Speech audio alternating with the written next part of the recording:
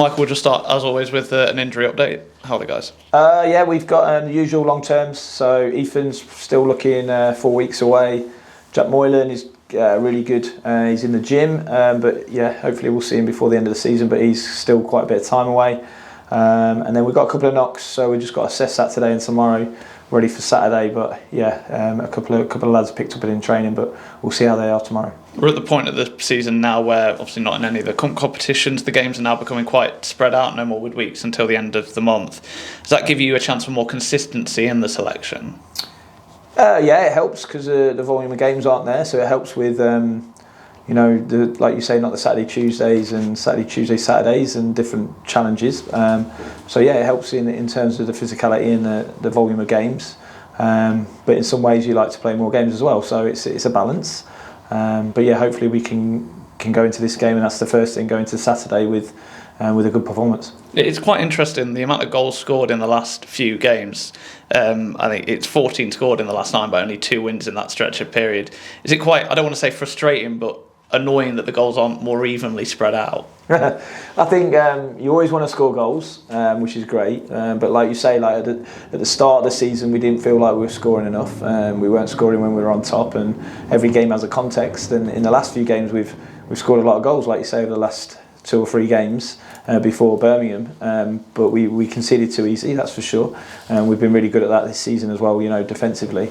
So again, it's just about finding the balance with everything. But it's good that the goals are flowing. And I thought at Crawley, the performance after the first 5 minutes where we conceded, or whenever it was, is what we want to look like. We were intense, we were aggressive, we looked good on the last line, we looked like we could score goals. So I think if you look at complete performances, we've had a few of them at home, haven't we, this season, in Crawley and Peterborough, and some other good performances. But I thought an all-round game at Crawley for us is what we want it to look like. It's like that consistency and in the completion of those performances, it's more about the creation of the chances and the quality of the creation of those chances. How do you go about making those chance creations better and more consistent?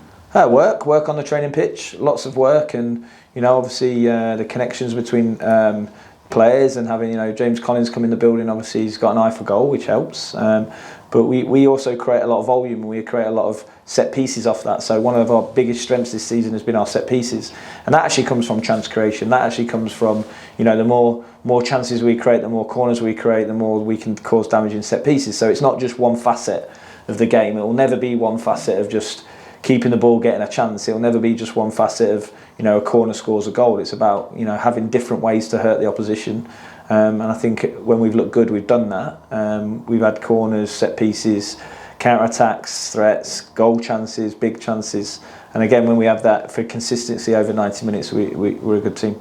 I'm looking at the stats, I think Lincoln they're in the top.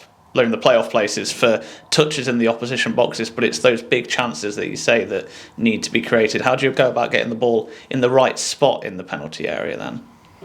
Well, like you say, one of our big things is box entries. So we're very good at box entries. We get the ball in the box a lot. We have touches in the box. I think one of the games we had 40 touches in the box but didn't score. So it's a balance between individual actions within that. It's a balance between training and getting the lads better in that. It's a balance between how we get it into the box. But again, I think any individual metric on its own doesn't tell the story, and there's context to that as well in terms of what the game state's like. But we don't worry. We look at all metrics in the layer and depth of it, and we're looking at them all the time to improve. And at times we've been really good in the metrics. And football's a funny game, isn't it? Sometimes our metrics haven't been great and we've won. So that's why over the course of a 90 minutes you look at it, but more so over the course of a season you want to plan and look how you want to be. Looking at the table, Lincoln City fairly mid-table at the moment. How do you go about keeping the players motivated, giving them something to fight for till the end of the season?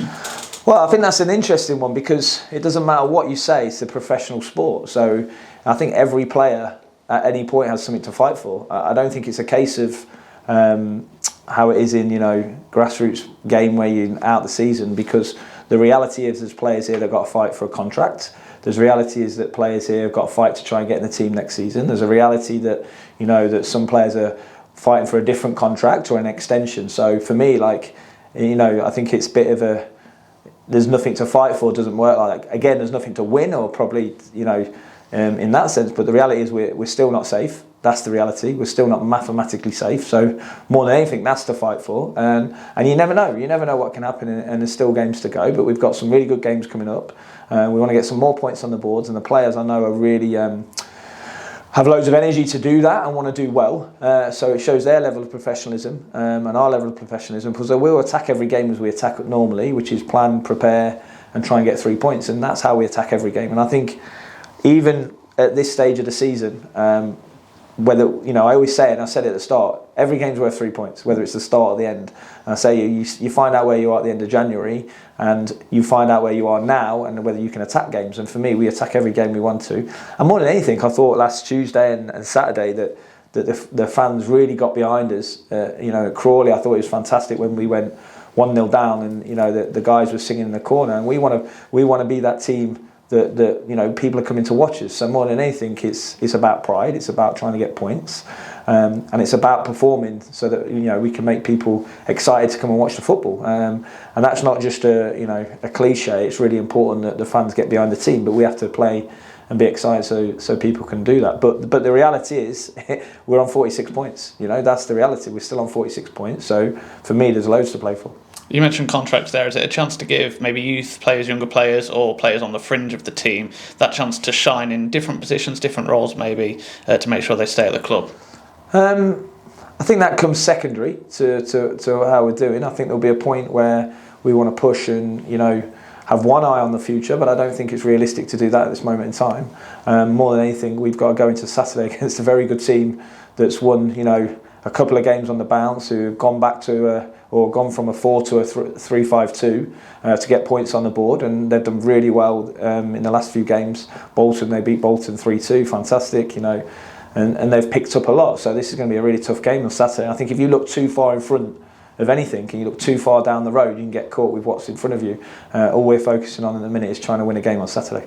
Back-to-back wins for Rovers, as you say. How do you assess them as opponents for the weekend? Yeah, good. They've changed their system. They've changed from, and a lot of teams have done that this year, where if they wanted to get points on the board, they've gone to a back three. They've done that in the last 2 games and got 2 wins. They changed it halfway through at Wickham when they were a 4.